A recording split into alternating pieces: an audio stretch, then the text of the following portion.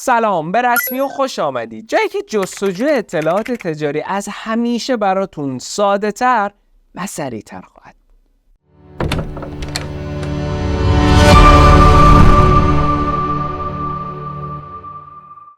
اگر دنبال پیدا کردن مشتریان جدید یا شرکای تجاری جدیدی هستید یا اصلا دنبال به روز رسانی لیست شرکای تجاریتون هستید، با ابزارهای ما توی رسمی و در کمترین زمان ممکن میتونید این کار رو انجام بدید.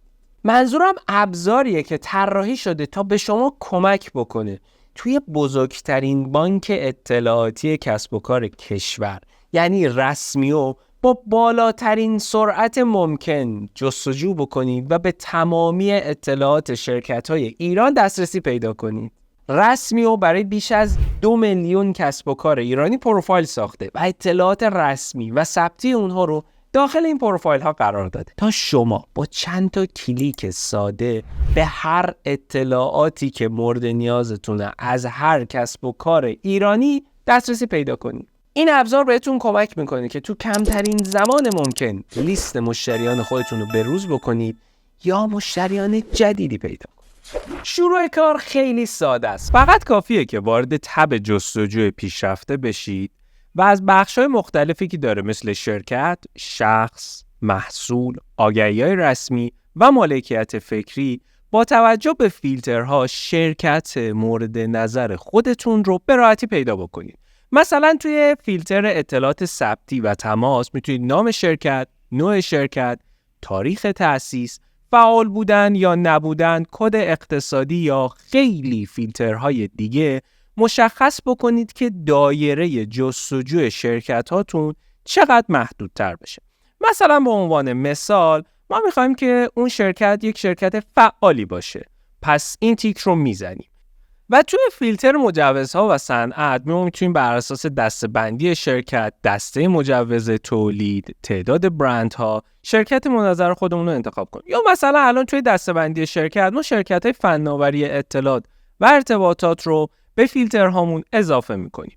توی فیلتر بعدی مدیران و کارکنان میتونیم بر اساس نام مدیران شرکتمون رو فیلتر بکنیم یا بر اساس تعداد کارکنان. مثلا ما میخوایم که یک شرکتی رو پیدا بکنیم که حدوداً 500 تا کارمند داشته باشه. پس 500 تا رو وارد میکنیم و به فیلترهامون اضافه میکنیم. توی فیلترهای بعدی مثلا توی اطلاعات مالی ما میتونیم بر اساس سرمایه ثبتی فیلتر کنیم، خرید دولتی، ارز دریافتی یا خیلی از اینها.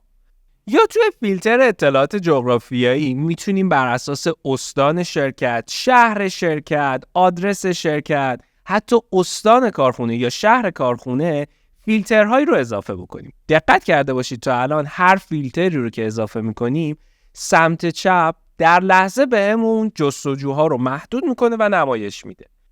ما همین فیلترها رو تو بخش‌های مختلف دیگه هم داریم، مثل شخص که این فیلترها و فیلترهایی که توش هستن اختصاصی برای پیدا کردن اشخاص هم، مثل نام شخص یا محل صدور. یا تو بخش محصول هم همین فیلترها رو به صورت اختصاصی برای پیدا کردن محصولات داریم، برند، اطلاعات محصول یا کدهای اختصاصی. همین فیلترها توی بخش‌های مختلف دیگه هم هستش، مثل آگهی‌های رسمی. ما میتونیم از فیلترهای مخصوص به هر بخش استفاده بکنیم، مثل شماره اظهارنامه، تاریخ انتشار. یا تو بخش مالکیت فکری میتونیم از فیلترهای مخصوص به اون هم استفاده بکنیم، مثل عنوان مالکیت، شرکت مالک، تاریخ ثبت یا خیلی از فیلترهای دیگه. علاوه بر این فیلترها 30 تا فیلتر دیگه هم داره که به راحتی شما میتونید از اونها استفاده بکنید تا یک جستجوی بی‌نقصی رو تجربه کنید. با این روش به راحتی میتونید شرکای تجاری جدیدی پیدا بکنید یا فرصت‌های سرمایه‌گذاری جذاب رو شکار کنید و در این حال توی زمان و سرمایه‌تون هم میتونید صرفه‌جویی کنید. و اما این تازه اول ماجراست. تمام ابزارهای رسمی و با هم دیگه همگام هستند.